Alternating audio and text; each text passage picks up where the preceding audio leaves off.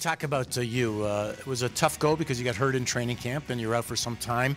How are you? And is it tougher as you get a little older getting back since you were in such great shape coming into camp and then you got the setback? Well, yeah, I had a setback going into even main camp. I had an issue with my back. I missed about 8 days there going into camp, and then started feeling good and then fractured my ankle. So that was not the ideal training camp, but you know, just try to stay in shape as best I could. The older you get, I mean, sometimes it is harder to come back. And, you know, but I stepped right into a 3-3, right. Well, a good old 3-3. So nice. That got me in shape pretty quick over the weekend, and you know, had some practices right before that. So it was good to get back. I feel good, and you know, these young guys are keeping me young. Yeah. Well, it's the worst being hurt and missing games. You know, you always want to play.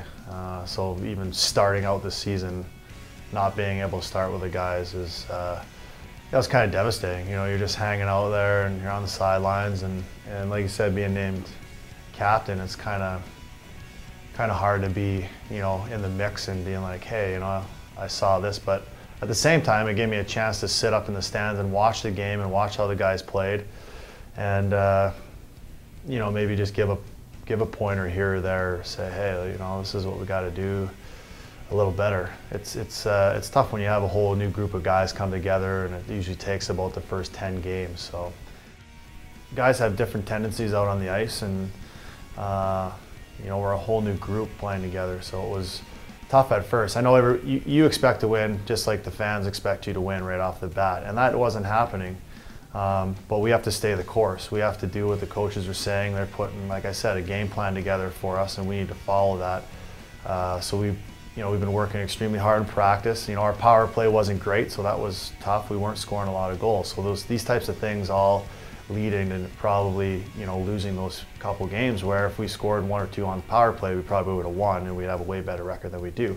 But having said that, it gave us a chance to go through that adversity, and having to work on the power play all the time, having to work on different situations. Now, you know, we're starting to really put it together. We're starting to learn how to play, where to be on the ice, and you know, plus our goalies have been outstanding for us. So these things are coming together, and we're starting to show that in the last probably 4 or 5 games, where, you know, we're starting to come on and play as a team and play the right way.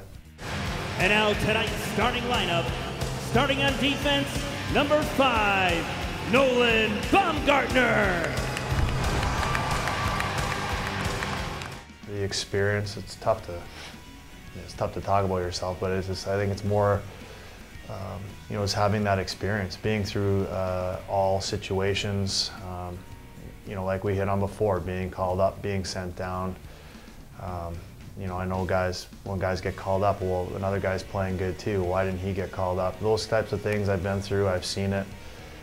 Situations on the ice, how to handle different situations, you know, the bus breaks down, I've been through that. Just, it's all these different things, you know, the mental focus that you have to have when those types of things happen, you know. You like to be, when you're at home, everything goes right, you know, you go for pregame skate, you had to get something to eat, then you go to sleep. Well, sometimes on the road that doesn't happen.